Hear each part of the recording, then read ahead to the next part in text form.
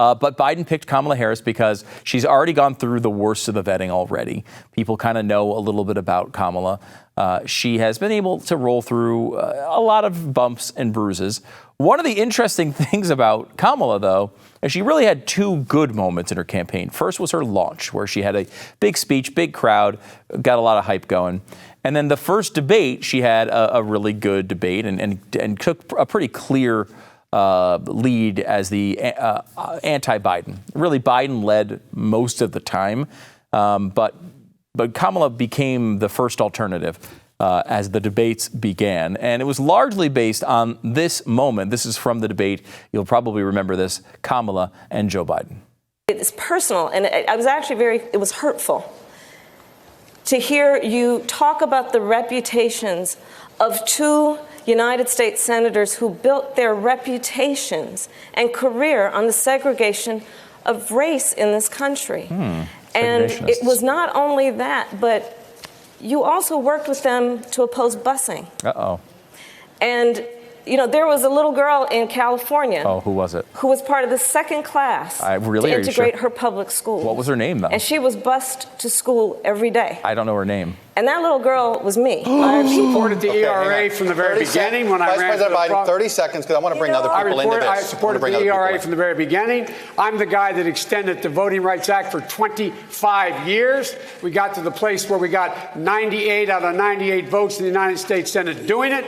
I've also argued very strongly that we, in fact, deal with the notion of denying people access to the ballot box. I agree that everybody, once they, in fact, they should. Anyway, my time's up. That's the Joe Biden. I've run out of things to say. I'm about to screw up and just flub this. Just stop and say, I've run out of time. What's interesting about this is Kamala Harris's best moment of her entire campaign was calling Joe Biden a racist.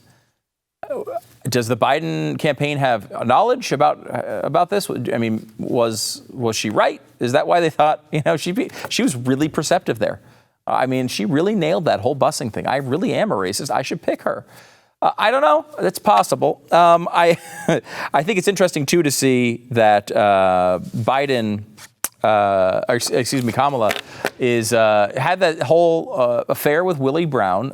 It's an interesting pick in the middle of the Me Too movement, right? Here's a person who has an affair with a superior, and I don't mean superior in that, he was better because he's a man. I mean it because, he was kind of her boss. And he named her to do multiple roles in which she made like $100,000 a long time ago. It's an interesting spin on the Me Too movement. It's the spin where like the Me Too movement works out for the woman. She actually gets promoted and she has an affair and she has Me Too. I don't know if it's not exactly a hashtag material, but hey, sometimes Me Too, option 2, it works out for everyone, I guess. And that's kind of what happened with Kamala Harris.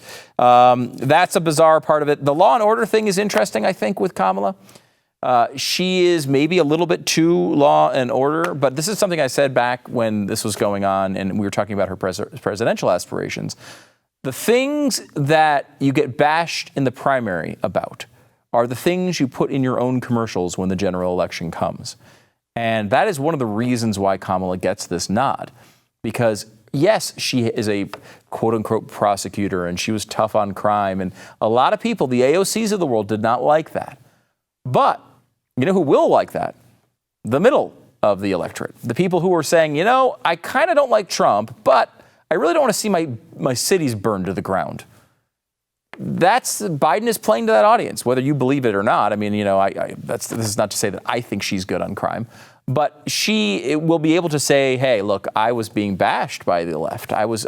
We brought in a prosecutor. Of course, we don't want to defund the police. They're looking for a way out of that argument. It's been a big line of attack for the left, for Republicans. And I think that is kind of their answer to that.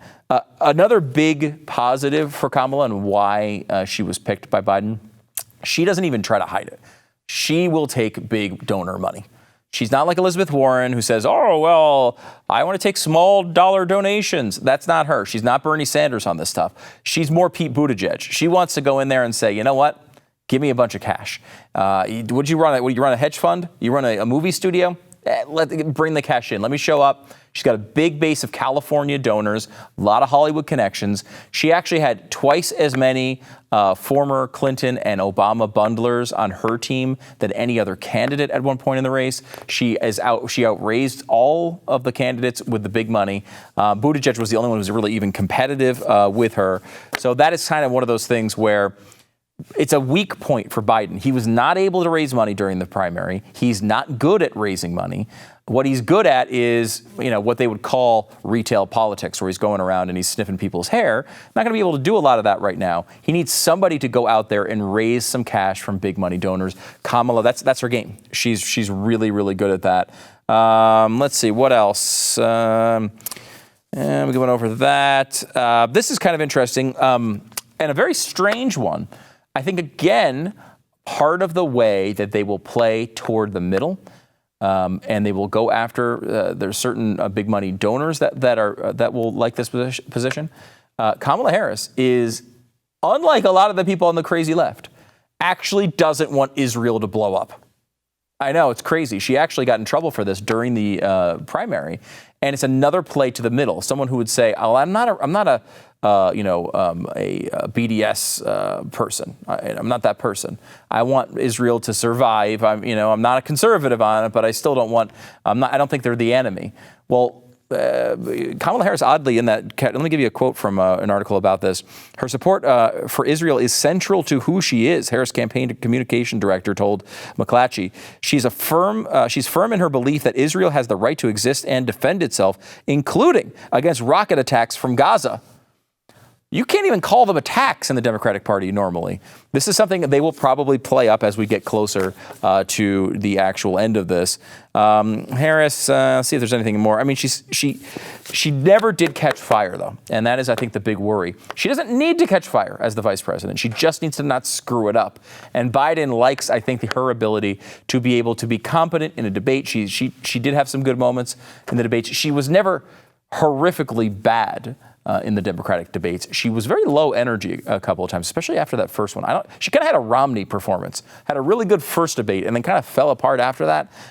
We'll see if that holds. I think they like the idea, though, that there's not going to be a lot of surprises here. Kamala is Kamala. People kind of know who she is. She does have plenty of stuff to pick apart. People on the right will not like her record, but it's not a shocking pick here from Joe Biden. Let's see if there's anything else I wanted to hit here before we get to the one other thing that I think is important that I get to hit here is that this kind of broke last minute as we were preparing the show. We had a great show lined up for you.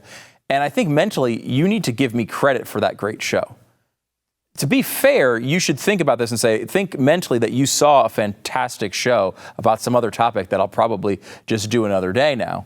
You need to just say, hey, Stu did a great show tonight, and he covered the great news with the, whatever, Kamala Harris and college football is falling apart and our civilization is ending.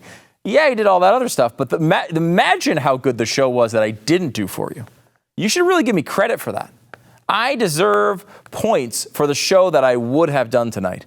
And if you don't give me credit for that, you're not American, you're ruining this country, and you might as well take it down the toilet with Biden and Harris. Think about that. Do you want that on your conscience? Is that what you want? I hope not. Hi, Stu Burguiere of Stu Does America here. Thanks so much for watching our video. Did you know you could watch our entire catalog for free right here on our channel? Subscribe now and be sure to hit the thumbs up button on all the episodes you watch, because that's how they know you like this stupid show.